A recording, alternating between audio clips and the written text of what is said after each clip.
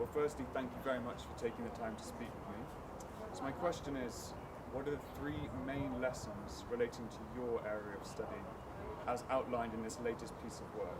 If you could summarize just as quickly as you can within 90 seconds, that would be fantastic.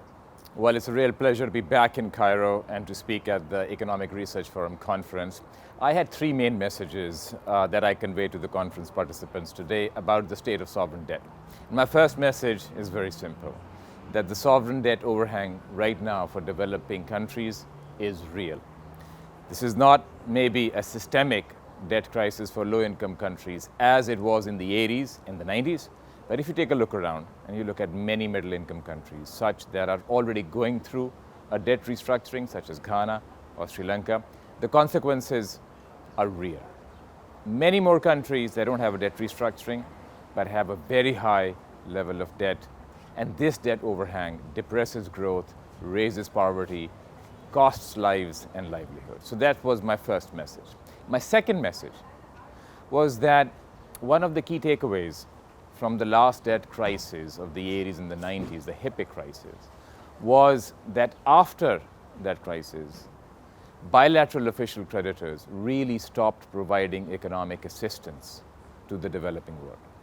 We need to work now to ensure that if the current creditors, such as China, others, also participate in debt restructurings in the current debt crises, that it is not the case that in the future developing countries also stop getting financing from these new creditors as well. So that was my second message, learning from what happened after the hippie crisis.